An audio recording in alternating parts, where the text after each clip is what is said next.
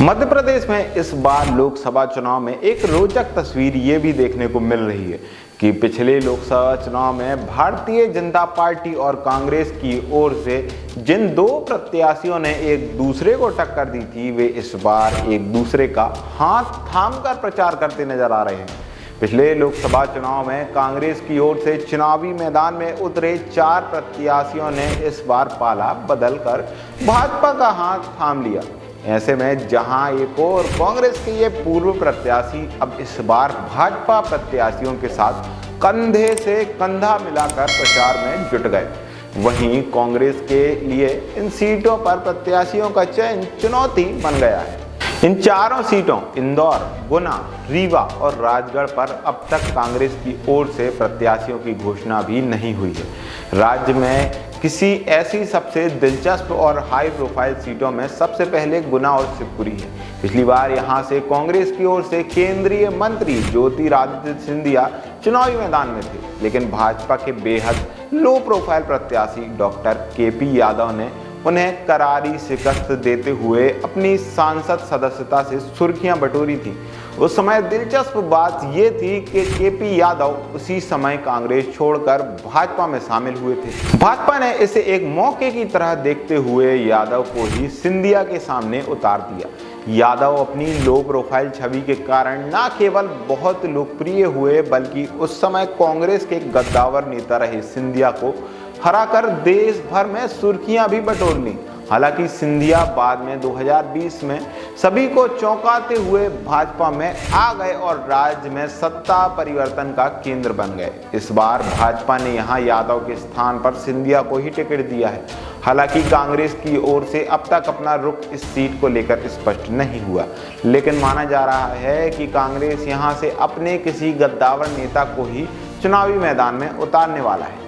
राज्य की इन सीटों पर दूसरी सबसे अहम सीट है इंदौर से 2019 में भाजपा के शंकर लालवानी को कांग्रेस के पंकज संघवी ने चुनौती दी थी, लेकिन इस बार समीकरण को पूरी तरह बदलते हुए संघवी ने स्वयं ही पिछले दिनों भाजपा की सदस्यता ले ली।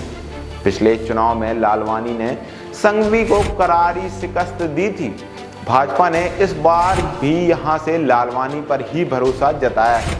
कांग्रेस की ओर से यहां से कई नामों पर चर्चा है, जिनमें एक नाम पार्टी की प्रदेश इकाई के अध्यक्ष जीतू पटवारी का भी है। भोपाल से सटी राजगढ़ सीट से भी इस बार कुछ ऐसी ही तस्वीरें देखने मिलने वाली हैं। पिछले चुनाव में कांग्रेस ने यहां से दिग्विजय सिंह की समर्थक रही मोना सुस्तानी को टिकट दिया था, लेकिन उन्हें भाजपा के रोडमल नागर ने शिकस्त का सामना करना पड़ा था।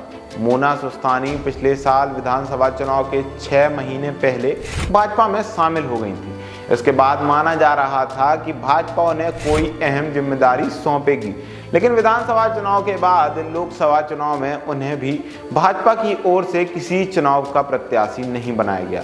इस बार वे नागर के साथ भाजपा के लिए चुनावी समर में प्रचार के मैदान में उतरी हुई हैं, क्योंकि भाजपा ने इस बार भी यहां से नागर को ही प्रत्याशी बनाया है। विंध्य की सीट रीवा की बात करेंगे, जो कि 2019 में जिन प्रत्याशियों ने एक दूसरे के सामने टाल ठोकी थी, वे भी इस बार एक दूसरे के साथ कंधे से कंधा मिलाकर प्रचार में जुटे हुए हैं। ये सीट इसलिए इस दृष्टि से खास है क्योंकि कांग्रेस ने पिछली बार जिन सिद्धार्थ तिवारी को अपना लोकसभा प्रत्याशी बनाया था, वे इस बार इस संसदीय सीट की त्योंदर विधानसभा से भाजपा के विधायक हैं। ऐसे में वे कई मंचों पर पिछले लोकसभा चुनाव में अपने प्रतिद्वंदी रहे और इस बार के भी भाजपा प्रत्याशी जनार्दन मिश्रा के साथ दिखाई दे रहे। तिवारी कांग्रेस के दिग्गज नेता रहे श्रीनिवास तिवारी के पोते और कांग्रेस के पूर्व विधायक सुंदर लाल तिवारी के पुत्र हैं।